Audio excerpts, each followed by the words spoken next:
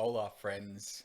Welcome back to Average Chess. I'm Zar, aka Zorb, and today I'm going to dive into some analysis of some rapid games I played yesterday. I won all three, which was very nice, and I was lucky enough to get white for all of them, which is always helpful. I'm hoping to take you guys through some of my thought processes and possibly look into some alternative positions or moves I might have missed or things the opponent might have missed that might have led to a better game. Um, and also, I'm trying to follow on from the previous video with tactics and try and take you guys through the ideas of these tactics and why they were good or bad. For instance, but the first game I played was against Fabricipo from Argentina, rated 1773. So he's actually got a higher rating than my peak rating. So he's a good chess player. Good chess player. But we'll go into the game. I was white for this game, and I played the move e4. Always nice. I love e4. I'm not really a d4 player. I feel like before I play d4, I need to analyze some of the positions and the theory, such as the London, Stonewall. There's also another really nice one I've forgotten the name of where you do fianchetto on this side. It'll come to me later. Anyway, e4. He plays e5. Perfect. I love e5. That means I can play my favorite opening for white, the Vienna. The Vienna is awesome. I love the Vienna gambit if they go f6. He doesn't. He goes knight to c6. The best move here, I believe, is bishop c4. The idea is to get the pawn on d3 after the bishop's move. You don't want to trap it in. Pawn to f4 and bring your knight out. This pawn will be supported by that bishop. He plays knight to f6, which is a very, very solid opening. A lot of people might copy you here. This is called the copycat variation. Can be very, very deadly. Well, that's what Gotham calls it. I'm a big fan of Gotham chess. This can be a very deadly move because if if black goes to defend the pawn, it can lead to some scary positions here, where there's just an attack here, there's an attack here. You can trap this queen. If the queen comes here, you can play some moves and trap it. So it can be quite scary. He doesn't do that. Knight to f6, very solid. I just keep going with the plan. He does, he puts the bishop on this very passive square. You probably want to bring your bishop out to either c5 or b4, more active squares, because then if you want to bring the pawn out to activate this bishop, your bishop's not trapped on this little passive square here. I keep going with my plan, f4. As I said, he plays d6, traps his bishop in a little bit. It's not ideal. His bishop would be way better on this square. Looking at this diagonal with my king, he takes. Thank you. It just lets me activate my bishop, so we like that. He does threaten his bishop, but in this situation, I'm not too concerned. I let him take. Normally, I would bring it back to activate my rook, but I think in this position it was okay. I'm trying to avoid any sort of pins that he might have with the bishop. So I bring my queen over. It also lets me bring the queen up to this side and just start some attacks here. Threads my bishop, which get out of the way, easy. I bring my rook over. It's lining up with the queen, so this pawn can be a bit stable, unstable, especially if he brings it in. We get some nice moves with the rooks there. Checks me, so I move out of the way. He doesn't take the pawn right away, which is fine. It lets me solidify that little pawn structure I got over there. And you notice I got my pawns on light squares with the dark squared bishop. This is very important. If you lose one of your bishops, you want to sort of stabilize the pawns on those sort of squares that you've lost the bishop on. I'm just trying to go for a trade, get my rook out of the way of his bishop. Brings the knight back. He's now threatening this knight with a sort of a pin on my rook.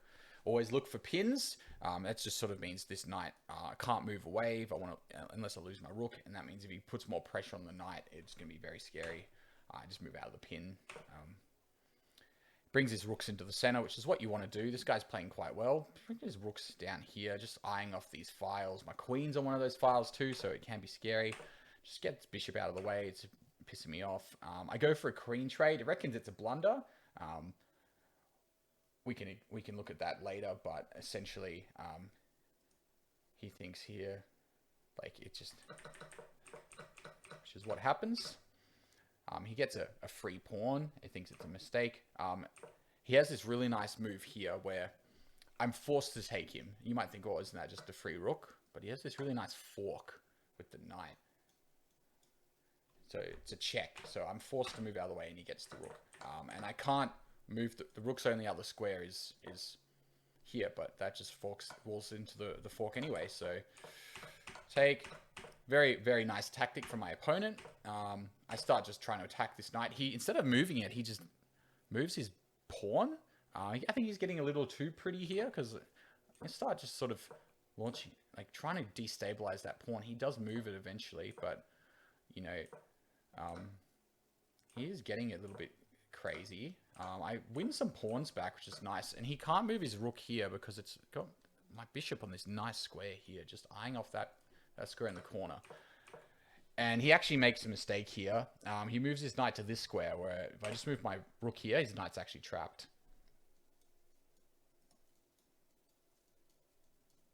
He can't move it anywhere. I get to take his knight no matter what. So I essentially go from losing to winning with one move, and I take his knight. He does a bunch of checks here. I think he gets a bit desperate at this stage. He's low on time. He realizes he's down a piece. He's just trying to find anything he can. I get a pawn back. I move my knight back to sort of stop that pawn from promoting. I just moved here to possibly get a check. I move my king down to just like stop that pawn from getting anywhere. I move my knight in the way. You know, just move my king out of the way.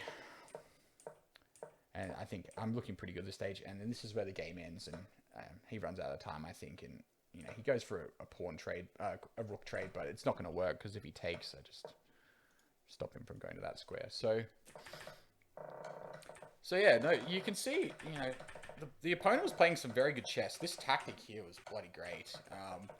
I think he got a little bit too crazy. I missed this really nice fork here. He can't defend both at the same time. He's going to lose one, but it's okay, because he gets a bit keen with his knight and then blunders it there with this move. So, you know, even if you are behind, it's a good thing to remember is never to give up. And if it's just a pawn's just a pawn. You can come back from that easily. I've come back from being a rook, a queen down even in one game. So it's a good example. The next game is a lot shorter, and it's against Checkmate Plus, rated 1733 from Mexico. So this game was quite short, 9 moves long. E4 again, love E4. He plays the Scandinavian defense, which is the pawn to D4 after E4, protected by the queen. I take. He doesn't take right away. Interesting. So I keep developing. I get a nice central pawn here. He can't play E4, so again, just letting me play C4, just taking this nice center. He does pin me. The best move is probably to push the pawn, because it can become destabilized if he takes. This pawn is now not guarded. I break the pin, and he takes, and I realize, oh, I've lost the pawn. If he takes with the knight, then that's ideal. He's threatening here. I can't take because it's guarded by the queen, but he takes with the queen, which is a huge blunder. And if you can't see why, it's because I have this move, which is 2 things in one. So his knight, his queen is guarded by his knight, but I take his knight, which is guarding his queen, and it comes with check. So he has to either take the bishop or move the king out of the way. Taking the bishop would be the best move, but now I get his queen for free. So he got a little bit keen there. He was thinking, oh, I can win a pawn, getting a bit greedy, taking it with the queen, because he's just like, what are you going to do? Trade queens with me? I'm up a pawn. Yeah, but your queen's hanging now, and you have to deal with the check. So that was a very quick game. And you can see, even people rated 1700s can blunder these moves. So, you know, always look for checks, always look for tactics. You know, I could see here that, oh, if only his knight wasn't guarding the queen. Comes with check. Danger levels. He's got to move the king out of the way. He resigned after I played that move. So, nice, easy game. The last one, the longest and probably the worst game that I played was against Chessgoat 9000, rated over 1800. So very, very high player, no joke. And he's from the USA, Chessgoat from the USA. So hello, fellow Americans. So we start again the game. which is e4. He plays the Sicilian defense, which is not something I would recommend for beginners. There's a lot of lines here with the Sicilian. It's quite a complex opening. I would study it before I play it normally. I played b3, which is a Gotham, Lever Rosman Gotham chess courses recommendation. Check it out if you haven't already. He does this move d4. Oh, sorry, e5.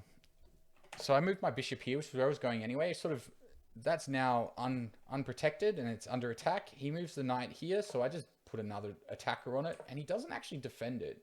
He moves here, and I would normally take, but I think I psyched myself out, which is the best move. I think I psyched myself out because he's rated high, and I thought maybe it was a trap or there was some line that he was used to, and this wasn't ideal. So I think I psyched myself out, and I just moved bishop here. He does defend. Notice pawn after bishop. So I moved the bishop out before I moved the pawn. This is very important. You don't want to get your bishop stuck in here. So he breaks the pin, because I'm looking at the pin on this knight. It can't actually move anywhere.